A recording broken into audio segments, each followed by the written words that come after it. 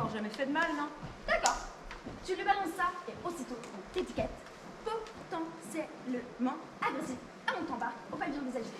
De plus, si tu continues à manifester des tendances aussi agressives comme de dire aux gens d'aller se faire foutre, t'es bon pour le bloc à choc ou un truc plus grave, une opération. Non mais... Je vous ai déjà dit là, moi je comprends rien à votre charabia là. Ouais, Madame McMurphy. Le bloc à choc, c'est ce que nous appelons la salle des électrochocs. Condensé entre chaises électriques, somnifères et chevalets de torture, tu vois. La procédure est minutieuse, simple, rapide, presque indolore tellement c'est rapide. Mais personne ne tient à subir ça 2 fois. Jamais. On vous attache sur une table en croix.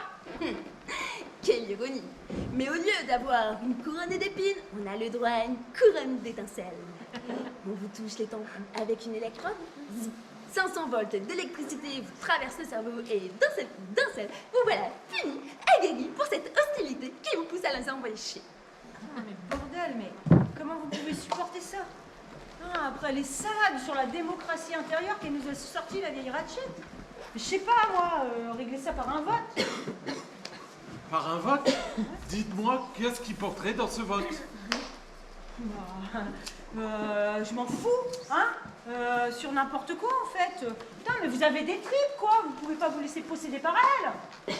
J'ai jamais vu une bande d'individus aussi verts de trouille que vous. Et moi, j'ai pas la trouille, hein. Ouais, oh, toi peut-être pas. Mais alors les autres, ils ont tellement la pétoche qu'ils osent même pas rigoler. Ah ouais, ça m'a frappé. Quand je suis arrivée ici, personne ne riait, hein. Et puis depuis que je suis là, j'ai entendu aucun vrai rire. Et laissez-moi vous dire, les amis, quelqu'un qui a perdu la capacité de rire, eh ben il perd vraiment les pédales. Mais tu penses que malgré tes tendances psychopathiques avérées, tu dois t'allier ton avec succès contre notre championne Brenda McMurphy contre Miss Rachel? Vraiment?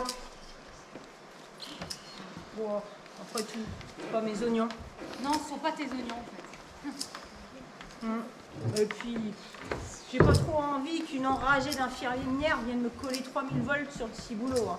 Pas si j'ai rien d'autre à gagner que le goût de l'aventure. Oui, tu as raison.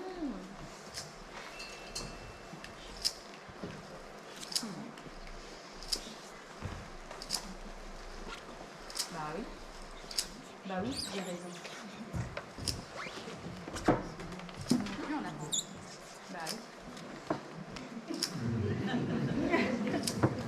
Ça, c'est sûr que j'ai raison. Mais alors, vous m'avez vraiment embrouillé le cerveau avec toute votre charabia maison. L'histoire de ciboulot. Je suis vraiment décontenancée. C'est normal, ça fait toujours ça quand on arrive ici. Et donc, vous m'avez bien dit que tant qu'on la fait pas, qu'elle nous fait pas sortir de nos gonds, tant qu'elle ne pousse pas à l'injurier, à briser une fenêtre, ou à faire un truc du genre, il n'y a rien à craindre. Oui, il faut faire un truc comme ça. Ok. Donc, du coup, si je ne me mets pas en pétard contre elle, Ni les aides-soignantes. ni contre les aides-soignantes, si je fous pas le cabanon en l'air, alors j'ai rien à craindre. C'est d'ailleurs pour ça que l'hôpital va considérer comme la meilleure infirmière. Ils faut faire une si grande notoriété. Mais moi, ce que je veux savoir, c'est si je peux la battre sur son propre terrain. Est-ce que je peux insinuer tout ce que je veux, tant que je la mets pas en boule, c'est bon. Tu n'as rien à craindre tant que tu gardes ton sang-froid.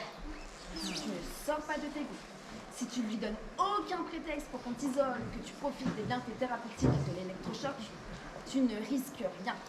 Seulement voilà, il faut d'abord et surtout garder la tête froide.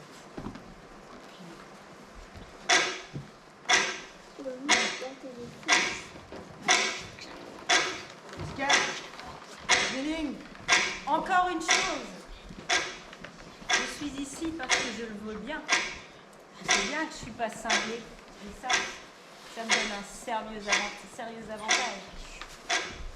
Le rapport. Le cas de Miss Brenda McMurphy risque de nous prendre du temps, Miss Ratchet. Le temps n'a jamais été un problème dans la zone 404. Il suffit de mettre le pilotage automatique la nuit. Vous comprenez, Miss Cart? C'est effrayant la nuit. C'est durant la nuit qu'ils font toutes ces choses. Des choses aussi horribles qu'ils n'osent pas les faire durant la journée. Billy mange peu, ne dort pas, parle peu. Depuis l'arrivée de Brenda McMurphy, il est plus loquace. Brenda McMurphy. Continuez, Miss Winning. Désespérance, veut mourir, et il en est à sa 3e tentative de suicide. Et si la nuit n'est pas assez longue pour eux, pour faire ce qu'ils ont à faire, ils la prolongent. Ils peuvent arranger le temps comme ils le veulent, le faire ralentir, le faire aller plus vite. Diagnostic, chagrin pathologique. Le patient a été mis sous sertraline 50 mg depuis plus d'une semaine. Observation, augmentation des pensées et des intentions suicidaires. Le traitement a été suspendu par le docteur. Bien sûr. L'incompétence est garantie. Une fois, on a vu passer 3 mois en l'espace d'1 heure. 3 jours. 3 ans, juste comme ça. Les aiguilles virevoltent sur le cadran comme les rayons d'une rose. Alors arrive une succession rapide de scènes selon que ce soit le matin ou le soir. Le jour et la nuit se lancent dans une affolante course-poursuite. Alors, on arriverait presque à perdre la tête, à s'efforcer de s'adapter à ce temps faussé.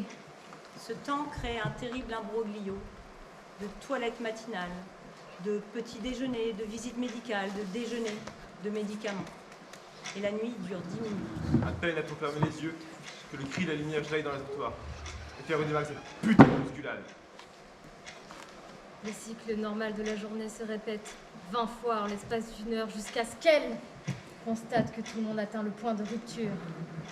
Alors elle relâche le régulateur, ralentit la cadence des aiguilles de cette foutue pendule. Miss Ratchet, j'ai commencé à remarquer l'emprise que Brenda McMurphy avait sur le groupe. Je crois que cela pourrait avoir un mauvais truc pour Billy. Depuis son arrivée, Brenda McMurphy, la discipline s'est détériorée. Je me demande s'il ne serait pas plus utile. Nous pourrions envisager une autre forme de thérapie. Mais le conseil médical? Je me charge du conseil médical et de ce foutu docteur. Vous croyez que la lobotomie pourra effacer le chagrin pathologique de Billy? J'ai lu que cette expérience est si facile à réaliser qu'elle peut être pratiquée sur 4 personnes en même temps en l'espace d'1 quart d'heure. Le lobe frontal est à l'origine des névroses. En sectionnant des connexions neuronales dans la matière blanche du cerveau, nous pouvons canaliser ces névroses. C'est la guérison de l'esprit. Vous y croyez, Miss Ratchet, à cette thérapie? Quand vous avez l'esprit dérangé, vous ne pouvez pas vous soigner tout seul. N'est-ce pas se prendre pour Dieu? Avons-nous le droit de décider que certains sentiments sont bons et que d'autres ne le sont pas? Miss Cart, j'en suis certaine. Je suis persuadée qu'il est plus dur de ressentir certaines choses que de rien ressentir du tout.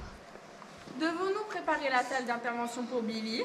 Non, non, non, non!